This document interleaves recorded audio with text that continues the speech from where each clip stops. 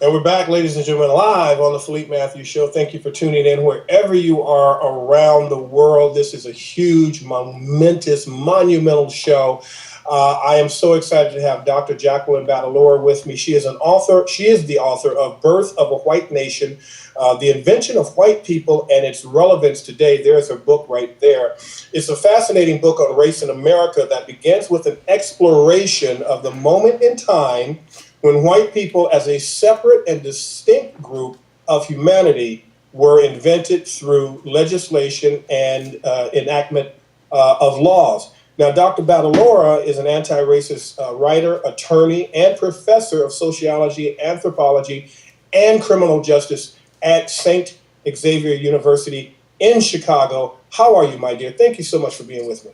I'm great, and I'm really pleased to be with you, Philippe. Wow. Well, I read your book. I could not put the book down. As I told you in the green room, I ended up buying the Kindle because I had so many highlights. I said, there's no way I'm going to transcribe all these highlights to paper. I just do it on the Kindle.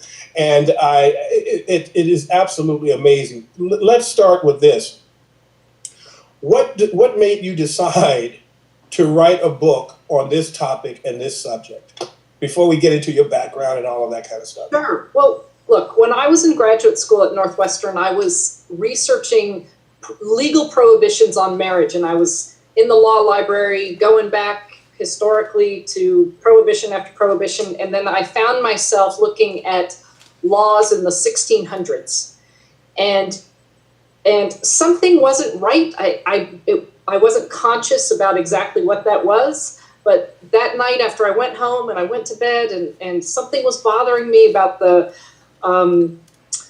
what I had read in my research, but I couldn't put my finger on it. And then at some crazy hour in the morning, as such things tend to go, I woke up and I realized, wait a minute, white people weren't there. Like that label that I have grown up with that was attached to my birth certificate, so certainly for my entire lifetime, was a category I just took for granted. And it did not exist in these early laws of the 1600s. So I was surprised to have discovered myself that white people were probably an invention for a particular political purpose. And so because I found it so fascinating and so important for my own personal understanding of this construct we call race, I really knew that it was important to share, and I thought other people would also find it really important and valuable. How long did it take you to research and write the book? Well, I had a 1-year sabbatical, and probably 3 years, but that 1-year sabbatical was really, I really got to concentrate and work, and it was probably the bulk of the book was written in that year. Nice. Well, we're going to get into the content, but I know some people have asked us that you have an eclectic career, and that is they want to know, how did you become a professor, or not necessarily how did you become a professor, but you were a Chicago police officer. We got to go and have a little journey back in time, ladies and gentlemen, to talk about this, of how you came to be, because I think nobody could have had a more perfect background career-wise to come out and do the book and write the book that you're writing. But you are, what is your nationality or country you were originally born in? I was born in Edinburgh, Scotland. In Scotland, and then you came to America, your family, of course, came to America, and you ended up in Texas, I believe? Yes, Victoria, Texas. Victoria, Texas. And then how did you get to Chicago?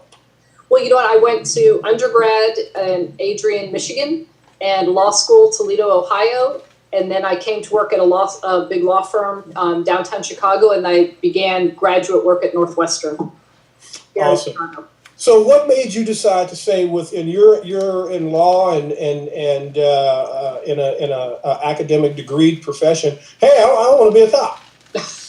Well, it didn't really, that wasn't the trajectory. So here I was, I already had a law degree, and I realized when I began the work of being a lawyer that I was more interested in ideas about law than the practice of law.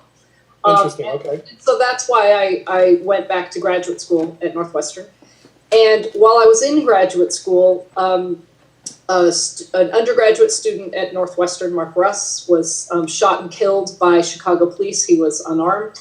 The next day, an African-American woman, and Mark's African-American. The next day, an African-American woman, unarmed, shot and killed by Chicago police. Shalom. Call halal Yahweh Shalom Shai by Hashem Rakak Dash. Double honors unto the apostles and the elders. Salutations to all my fellow laborers. To the confusion of faith brothers joined unto our ranks. To the Akwaf, the hopefully elect that are listening and learning. This is your brother MALCHAAMAH coming at you with yet another lesson. Short lesson, straight to the point. Once again, this is Dr. Jacqueline Batalora on the subject of the invention of white people. And as she said when she did her thorough research, it was created for political purposes, and then the concept of race by color was invented right behind it to go with it, to substantiate and support it. So you get guys like Johann Blumenbach, that whole sort of thing. They created the I believe it was the 5 classes of people, and then the whole Negroid, Mongoloid, Caucasoid, all that nonsense that was created to determine people by color, when everyone in the ancient world was brown skinned. The only people that came out, the only people who had no color was the nation of Edom. All right, who today refers to themselves as white, because even so-called Asians and Arabs were just as dark as Africans, or anyone else who was brown. And the proof of that is if you go over to those parts of the world, which I have been, you will see those people. All right, you will see Arabs darker than Negroes, as dark as Africans, and Asians as well. All right, you have to understand, a lot of people have been lightened up over the centuries through the dominance of the rule of the people referred to as Esau, Edom, who are totally exposed now. So the harder that they try, it's like the more that they say black Hebrew Israelites, the more that they're being made to be liars. Especially when you look at the amount of Spanish-speaking Northern Kingdom Israelite camps that are in and around the world. All right, you have the brother down in Mexico, you have the brother out in Puerto Rico, you have the brother down in Costa Rica, that camp, and there's a brother in Brazil. And then you have a few confusion of faith brothers in different parts of the world too. You got a brother over in Germany, and you got brothers in Holland. It just goes on and on and on. And you have a couple different Gadite camps that are not necessarily GMS, but nevertheless they are Israelites, and they are pushing the truth. And the problem with this, with people like Alex Jones, and whose real name is Bill Hicks, that extremely unattractive red bastard of a woman,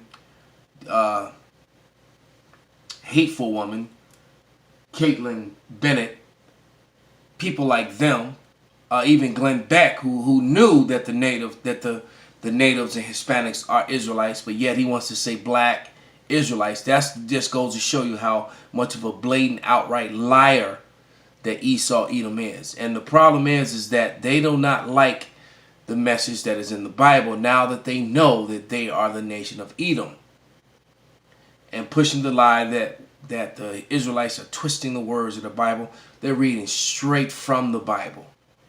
And it is clear that the Most High God, who you ignorantly call Jehovah or Yahweh, all these other names, that Yahweh and Yahweh Shai is against the nation of Edom. and the nation of Edom, their time is up. This is the end. Their time is up and they are exposed. The son of perdition has been exposed. This is Psalms 137 and verse 7. Remember, O Yahweh, the children of Edom in the day of Jerusalem, who said, raise it, even to the foundations thereof. O daughter of Babylon, and all Christians, including Edomite Christians, so-called white people, many of them agree that America is Babylon. O daughter of Babylon, who art to be destroyed, happy shall he be that rewardeth thee as thou hast served us. So we all know what was done to Latinos, natives, and Negroes in Americas and during the time of the transatlantic slave trade in America and in Europe, in every place, in the islands in every place where they were taken to. O daughter of Babylon, who art to be destroyed, happy shall he be that rewardeth thee as thou hast served us. That vicious cup of chattel slavery, Jim Crow laws. The first fired, the last hired, shot down and hunted in the streets by Klansmen and policemen, hung by the hundreds of thousands after slavery. Verse 9, happy shall he be that taketh and dasheth thy little ones against the stones. See, the Most High, who you ignorantly call God and Jesus, is calling for the destruction of the nation of Edom at the hand of his people Israel. Ezekiel 25 and 14. And since it's been proven beyond a shadow of a doubt, often by so-called white people, that the people in the land of Israel are not the people of the Lord, that they are convert imposters. Well, when it says by the hand of his people, eventually the Lord is going to allow the actual Israelites, he's going to empower them and put them in a position to subdue and destroy and render unto the nation of Edom what was done to them.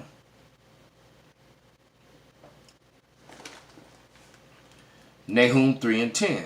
Yet she was carried away, she went into captivity. Her young children were also dashed in pieces at the top of the streets, and they cast lots for her honorable men, and all her great men were bound in chains. That was what was done to the nation of Israel. Latinos, Native Americans, and Negroes. Because yes, the Latinos and Native Americans were part of the transatlantic slave trade, and you tried to hide that from history. In often cases, the Negroes and the Latinos and the natives, so-called, were on the same ships together, shipped back and forth, and sometimes they were even when the lots were being cast for them, as they were being sold together. Revelation 18 and 6. Reward her even as she has rewarded you, and double unto her according to her works. And the cup which she hath filled, fill unto her double. So when you get on your little news broadcast and you try to say that they're calling for the destruction of these people as if they're going to do it themselves. No, who you ignorantly call God and Jesus is going to destroy the Edomites. He is going to bring them down. And then he's going to allow his chosen people, his children, to lay hands on them, subdue them, and put them into chains. Because the word of the Lord says that what was done unto the Israelites must be done unto the heathen that did it to them. So it's not just Edom that's going down. All the nations that participated and helped and benefited from it, they're all going under subjection when the Lord comes back. Everyone is going under subjection of the Israelites. But the nation of Edom are the only ones who are going to receive no mercy. Their captivity is going to be the worst captivity since mankind. Call halal Yahweh Bashem Awashai Bashem Rakakwadash Wa Abba Babal.